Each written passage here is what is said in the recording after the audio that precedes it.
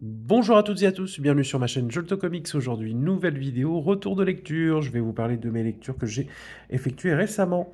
Donc aujourd'hui, je vais vous parler de Batman Dark City, la relance de Batman par Chip Zdarsky et Jorge Jiménez au dessin, de Salamandre qui est sorti chez 404 Comics, de D&G Culbard au scénario et au dessin, et également de New Burn par Chip Zdarsky et Jacob Phillips. Effectivement, il y a du Chip Zdarsky car c'était le mois spécial Chip Zdarsky chez Urban Comics. Donc, on va débuter. Je vais vous parler de New Burn. Premièrement, donc ce récit sorti chez Urban de Chip Zdarsky et Jacob Phillips et qui va nous parler d'un inspecteur privé, d'un détective privé qui s'appelle Newburn, ancien flic, et on va voir qu'il travaille pour un grand nombre de groupes de la mafia de sa ville, donc New York. Et il travaille donc comme détective privé pour arranger les affaires des uns et des autres, avec donc une certaine largesse que les flics de la ville lui permettent, car il est utile, il renseigne également les policiers, donc il est un petit peu entre les flics, entre la mafia, il joue à une sorte d'agent double, mais toujours avec une certaine morale, une certaine justice qui lui est propre. Et cette aventure, ce récit, ce premier tome qui rassemble les 8 premiers numéros de cette série, donc vont nous montrer New Burn à l'action et qui va se trouver une compère pour l'aider dans ses tâches. Et on va les voir donc être sur des affaires qui lient la mafia en règle générale, les différents groupes. Il y a donc la triade, les Russes, le côté les gangs asiatiques, les gangs plus classiques, irlandais, italiens, et toutes ces bandes organisées se rassemblent dans un endroit où il n'y a pas possibilité de s'entretuer, et on parle affaires. Et New Bern est un membre de ce groupement, donc il est là, il est utile, on l'appelle quand il y a un souci, et ils sont très contents de l'avoir, la mafia, en règle générale, car il est très efficace, très intelligent, et il peut être utile également, comme je vous l'ai dit, aux flics de la ville, donc il joue voilà, un agent, et c'est très intéressant. Donc sa nouvelle collègue, on voit son journal de bord, elle s'appelle Emily, et dans chaque numéro, on a une partie de son journal de bord qui explique son apprentissage du métier de détective privé auprès de New Bern. Et New Bern est vachement badass, voilà, il sait se battre, c'est un détective hors pair, il a une longueur d'avance, très intelligent, et donc ça lui permet de se faufiler n'importe où, voilà, et on est très content de l'avoir. Euh, voilà, qu'est-ce que je pourrais dire sur ce récit? Donc là, on est vraiment dans le polar, dans le récit policier. On mène des enquêtes. Donc il y en a qui jouent, voilà, chacun joue sa partition, que ce soit la mafia, les flics ou New Bern. Et c'est très agréable. Il y a beaucoup de rapprochements à faire, je pense, avec le travail d'Ed Brubaker sur Criminal. D'ailleurs, Jacob Phillips est le fils de John Phillips, le dessinateur attitré d'Ed Brubaker. Et donc on est vraiment dans cette mouvance-là, et on se prend d'affection pour New Bern, pour ses talents, dans cet univers où finalement il a le beau rôle au départ, mais petit à petit il va pas que se faire des amis, car il joue toujours sur une ligne d'équilibre très fine. Et à la fin de ce tome, donc dans le numéro 8, il y a une sorte de retournement de situation qui fait qu'on voit vraiment qui est New Bern et son rôle dans tout cela, dans la vie de New York, la vie du crime de New York. Donc franchement, premier tome très très intéressant, très agréable à lire. Je vous le recommande. En plus, c'est 10 € le premier tome. Donc c'est à tester. Si vous aimez les récits d'Ed Brubaker, les thrillers, les polars, les récits policiers, c'est une magnifique porte d'entrée pour suivre cette nouvelle série de Chip Zdarsky. Et pour vous parler du dessin, il est très efficace. Jacob Phillips est très très bon. Ensuite, je vais vous parler de Batman Dark City, la relance de la série Batman. Donc, toujours dans le label Infinite. Donc, aux États-Unis, on est toujours dans la même série Batman depuis Tom King. Donc, Batman, chez nous, on l'a appelé Batman Renaissance. Ah, Batman Rebirth, pardon. Donc on est toujours dans la même série et donc c'est la continuité et donc Urban a décidé pour marquer la différenciation suite à l'arrivée du nouveau scénariste chez Wizarski d'appeler Batman Dark City. Donc il représente un petit peu le nouvel univers où Batman va vivre ses aventures. Donc scénarisé par Chip Zdarsky, au dessin, Jorge Jiménez reste au dessin. Il était avec James Tynion IV précédemment. Donc là, il reste au dessin. Et donc là, on arrive après le statu quo de James Tynion IV, Fear State. Et on rencontre donc un Batman qui n'a plus de fortune, qui a perdu Alfred. Donc ça, là, je pense que je viens de spoiler la moitié des personnes qui n'ont pas lu Batman Rebirth ou le Batman de James Tynion IV. Donc on retrouve un Batman un peu usé et qui se retrouve face à un ennemi qui s'appelle le Pingouin au début de ce récit et qui prépare un sale coup. Et donc il est accompagné de Tim Drake au niveau du Robin, donc ce n'est pas Damian Wayne, c'est Tim Drake qui est présent avec lui. Et donc on va voir ce premier récit qui est très haletant, très dans l'action, est très intéressant parce que là, Chip Zdarsky va mettre son Batman en place, ce qu'il veut faire avec Batman. Et donc il va utiliser beaucoup de références, donc on va voir des références du run de Grant Morrison, également de la Tour de Babel. Donc ce récit autocontenu qui était sorti dans les années 2000-2010. Et donc là, il arrive que Batman va tuer quelqu'un. Voilà, alors c'est du spoil, hein. Le pingouin va lui tendre un piège et mourir devant ses yeux. Et donc tout le monde va croire que c'est Batman qui l'a tué. Et il a mis en place une sorte de machine de robot où il se mettrait à tuer, parce que c'est sa règle d'or, il ne tue pas.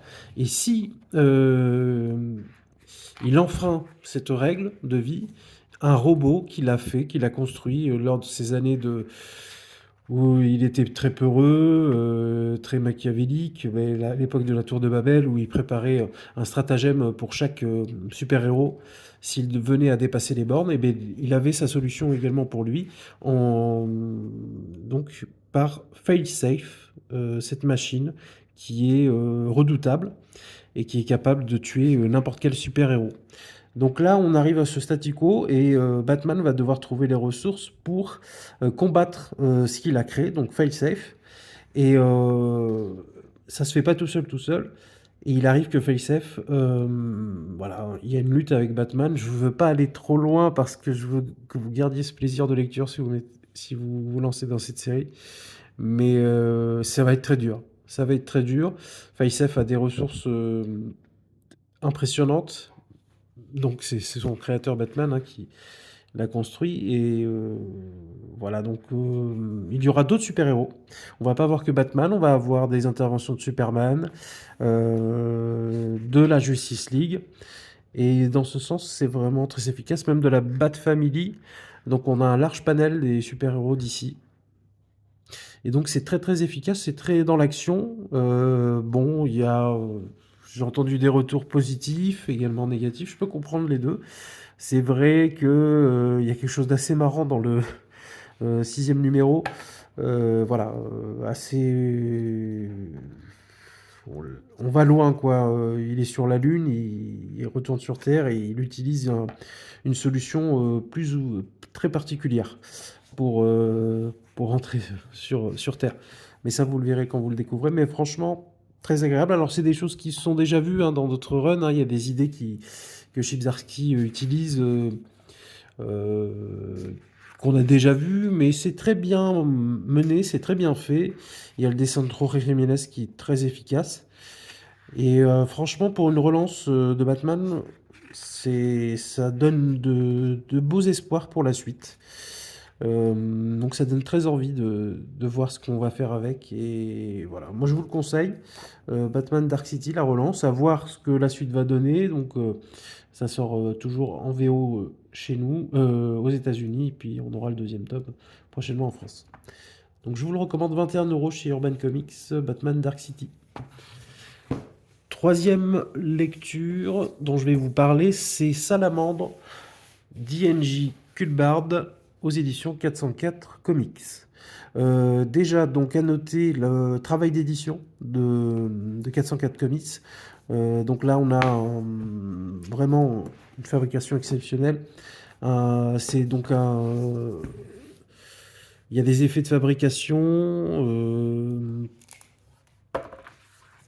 qui sont très forts. Alors le prix est de 22 €. Donc pour notre période, d'avoir cette qualité d'édition à ce prix-là, c'est vraiment un petit miracle. Et Salamandre, ça nous parle de quoi? Donc ça nous parle d'un jeune homme, d'un enfant, qui s'appelle Salamandre, comme son père, dont c'est son héros. Il est pilote de sous-marin. Et donc il s'appelle Swan Salamandre. Et donc son fils s'appelle Casper.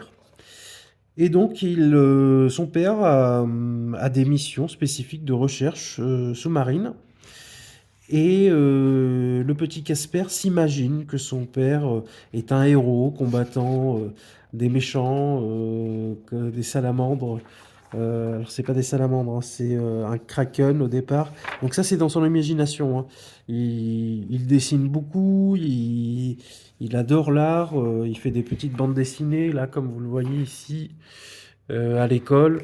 Et puis voilà, c'est son héros, son père c'est son héros. Et il s'imagine que son métier va plus loin que la recherche scientifique. Et, euh, et donc voilà, on sent cette relation père-fils très importante et très forte au début de ce récit. Il arrive qu'un événement tragique arrive pour le père, Swan Salamandre, qui décède, alors qui est perdu. On n'a pas de nouvelles de lui, il est sous le fond des mers et voilà, tout le monde se dit qu'il est mort, donc il y a des obsèques. Et la mère et le petit se retrouvent tous les deux. Et le deuil est difficile pour les deux. Et la mère décide que ce serait peut-être pas une mauvaise idée de l'envoyer voir son grand-père, qui se trouve à l'autre bout de la frontière. Donc il y a une frontière entre alors ces deux régions, deux pays. Et il va donc prendre le train et y aller. Et sa mère va lui donner des petites graines, car son grand-père est très porté sur l'agriculture. Il plante, il a un potager. Il lui donne des graines spécifiques qui sont de la contrebande, qui sont interdites dans le pays où grand-père vit. Et donc il se retrouve dans le train, il fait la rencontre d'un ministre d'un certain gouvernement, parce que là on est vraiment dans une pas une dictature, mais oui, oui, c'est un peu ça. Ça s'appelle l'impérialisme. On est, voilà, tout est surveillé. On n'a pas le droit à beaucoup de choses, à l'art, au dessin, à la sculpture. Tout ça est interdit sous ce régime. Et donc, il y a des espions partout, on ne peut pas faire confiance à personne, on est dans la délation. Et donc, il y a des ressemblances avec ce qui s'est passé pendant la Seconde Guerre mondiale. Euh, en 39-45, donc avec le régime nazi. Et donc il arrive voir son grand-père, et là c'est une rencontre où lui, habitué à la ville, se retrouve en campagne et découvre une forme de résistance à cette dictature qui ne souhaite pas du tout que l'art existe. Et il va apprendre beaucoup de choses auprès de son grand-père, de sa famille qui est présente sur place, et également d'une artiste qui s'appelle Mélissandre, et qui est une tata, qui est proche de sa famille, et qui est une artiste qui vit dans une maison abandonnée au milieu de la campagne, et qui est devenue un peu folle avec le temps. Elle est dans une maison remplie de chats. On l'appelle un peu la sorcière du village. Et ce séjour chez son grand-père va lui apprendre beaucoup de choses. Déjà, il est toujours en deuil, donc il va devoir faire preuve de résilience pour passer cette dure épreuve. Et que ce soit son grand-père, ses membres de sa famille, ils vont lui donner envie de revivre petit à petit et de se faire confiance et de retrouver goût au dessin, ce qu'il a perdu par la suite de la mort de son papa. Donc voilà, je ne veux pas trop vous spoiler, mais en gros, c'est une très belle histoire sur l'art, l'importance de l'art, la résilience et la liberté. Car il y a aussi tout ce sujet sociétal où on est dans un régime oppressant et qui ne veut. Et l'art est synonyme de liberté. Et c'est pour cela que, de mon point de vue, cet État ne souhaite pas que les gens créent par eux-mêmes. Et donc il y a voilà, des réminiscences, je pense, dans la vie de I.N.G. Cuthbert, il ne s'en cache pas, de sa Pologne natale, comparé au voyage qu'il faisait par exemple en Angleterre. Donc ça, c'est très bien expliqué de sa part.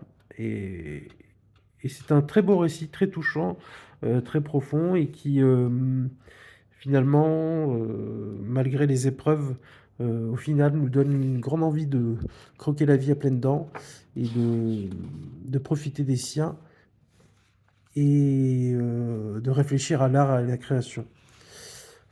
Voilà, donc Salamandre, très très beau récit qui est très bien édité par 404 Comics. Voilà pour les retours de lecture de ce jour. Donc pour les trois, c'est des coups de cœur. Un petit bémol peut-être sur Batman Dark City, j'attends de voir la suite. Mais voilà, sinon c'est très positif dans l'ensemble. Alors voilà, si vous avez vu des lectures intéressantes ces derniers jours, n'hésitez pas à me les dire en commentaire. Et comme d'habitude, un petit pouce bleu, ça fait plaisir. Et on se revoit très bientôt. Bonne fin de journée à vous, salut!